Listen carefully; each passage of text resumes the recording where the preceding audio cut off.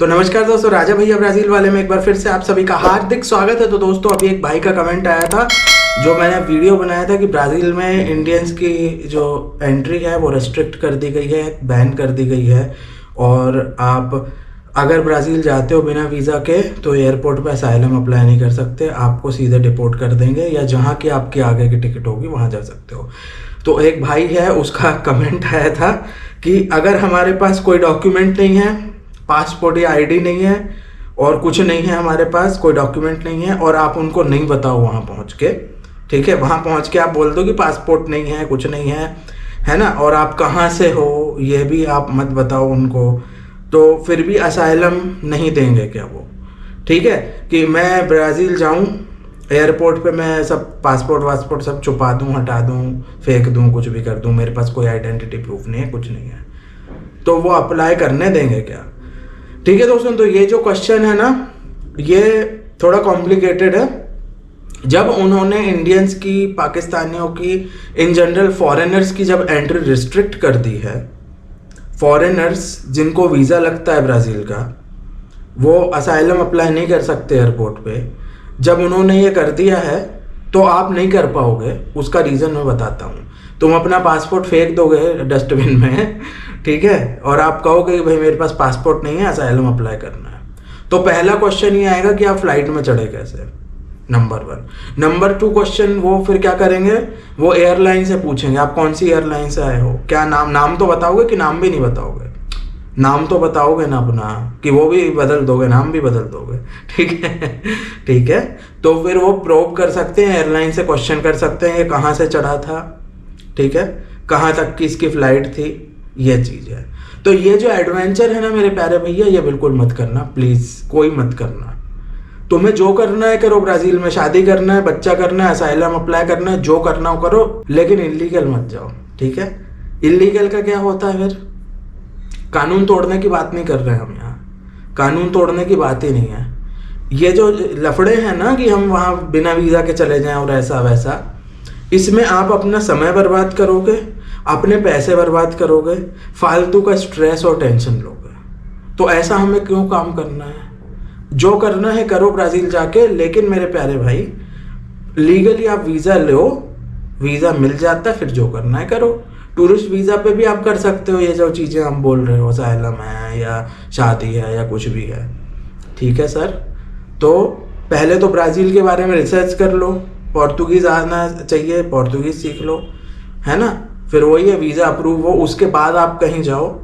और मैं हमेशा बता चुका हूँ कि अगर ब्राज़ील का वीज़ा इंडिया से नहीं मिल रहा, पाकिस्तान से नहीं मिल रहा, दूसरे देश हैं यार, दूसरे देशों से अप्लाई कर सकते हो। दुबई है आपका, थाईलैंड है, वियतनाम है, इन सब जगह ब्राज़ील की एम्बेसी है। ट्रैवल हिस्ट्री कर लो। अब तुम इतना बड़ा ऐसा स्टेप लोगे, वो पुलिस वाले क्या बेवकूफ़ हैं? फेडरल पुलिस वाले बेवकूफ़ हैं क्या, आप बताओ फिर, ठीक है। पुलिस वाले बेवकूफ़ हैं क्या? फेडरल पुलिस जो है ब्राज़ील में इंटरपोल को रिप्रेजेंट करती है। इंडिया में कौन करता है इंटरपोल को represent? CBI, central bureau of investigation. Can you imagine? CBI के लेवल की एजेंसी है वो, सेंट्रल ब्यूरो ऑफ इन्वेस्टिगेशन, उस लेवल की एजेंसी है फेडरल पुलिस। फॉरेनर्स अंडर आते हैं फेडरल पुलिस के, वो इमिग्रेशन ये सब चीज़ें देखते हैं, एंट्री एग्जिट ऑफ फॉरेनर्स। वो उनको हजारों केस पता है, ये सब उनको सब पता है कि आप क्या कर सकते हो, ठीक है। तो ये तुमने मिस्टेक कर दी तो भी तुम्हारा डिपोर्टेशन होना ही है, और ऐसा ना हो आपको डिटेन कर लें। वो डिटेन तो नहीं होगे, क्योंकि वो लोग, वो क्यों डिटेन करेगा, अपना खर्चा क्यों बढ़ाएंगे ब्राज़ील वाले ब्राज़ील की गवर्नमेंट या पुलिस अपना क्यों खर्चा बढ़ाएगी? खिलाओ पिलाओ, रखो, उसको जेल में डालो। वो एयरपोर्ट पे इंटरनेशनल एरिया में हो, तुमको मेरे पास आईडी नहीं है, ये नहीं है, हो सकता है थोड़ा बिठाएं, पूछें, और कहाँ से आए हो वो एयरलाइन से पूछ सकते हैं, कुछ कर सकते हैं और आपको भगा देंगे वो, ठीक है। तो इसमें कैसा है ना, ये 50-50 वाले केस है। और मैंने क्या होता है, लॉ वो लेके आ गए हैं कि जो भी व्यक्ति को वीज़ा लगता है वो अगर बिना वीज़ा के जा रहा है तो वो नहीं कर सकता है। नहीं कर सकता मतलब नहीं कर सकता, ये चीज़ है। पहले हो सकता था, ये पहले हो ही रहा था ये, ठीक है। अभी कुछ महीने पहले कई बड़ी तादाद में एशियन लोग पहुंच गए थे वहां, तो उनने अप्लाई कर ही दिया था, उनको एंट्री मिली गई थी जैसे तैसे, समझ गए सर। लेकिन हमें ये काम नहीं करना। जब लॉ आ गया है तो ये आप क्यों सोच रहे हो उसमें क्यों पेंच लगाने की सोच रहे हो, उसमें क्यों लूप होल, उसमें लॉ आ गया है तो कोई लूप होल नहीं है, फिर कुछ भी नहीं है, वो वैसा है, वो वैसे ही रहने वाला है। अब आप ब्राज़ील जाना है, एक ही वे है, बढ़िया अपना वीज़ा अप्लाई करो, जाओ।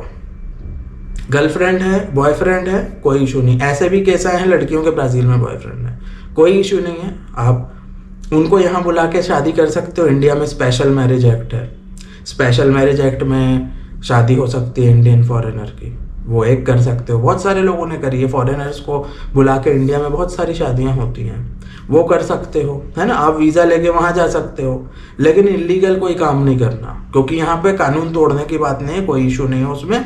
यहाँ पे आपको परेशानी होगी, आपका समय बर्बाद होगा, स्ट्रेस होगा, और फालतू में आपका इतना बड़ा एक्सपेंस होगा। वो तुम 1.5 लाख की टिकट लगाओगे, उससे अच्छा थोड़े आजू बाजू के देश घूम लो ना, ट्रैवल हिस्ट्री जनरेट कर लो, फिर अगले बारी आप ब्राज़ील का वीज़ा अप्लाई कर देना। तो आप जो सिंप्लीफाइड चीज़ है ना, उसको आप लोग कॉम्प्लेक्स कर सकते हो, फिर कॉम्प्लेक्स करके फंस जाते हो, फिर प्रॉब्लम होगी, फिर हम कोई कुछ नहीं कर सकता, मैं कुछ भी नहीं कर सकता, कोई इंडियन, कोई पाकिस्तानी, कोई एम्बेसी कुछ नहीं कर सकती, इंडियन एम्बेसी भी नहीं कर पाएगी। अगर कुछ तुम्हें वहाँ इमीडिएट कुछ इशू हो गया ना वहाँ, तो इमीडिएटली वो लोग कुछ नहीं कर पाएंगे, टाइम लगता है, ठीक है। ये सब चीज़ें हैं। और क्या होता है, एम्बेसी के ऊपर और भार होता है, उनको डिप्लोमेटिक रिलेशन भी ठीक रखना है और अपने आदमी की मदद भी करनी है, ठीक है, ये सब चीज़ें होती हैं। तो ये वाला इशू है, तो ये सब ख्याल जो है ना वो दिमाग से निकाल दो। जो भी करना है प्रॉपर वीज़ा अप्लाई करो, और फिर जो करना है आप कर लो, ठीक है।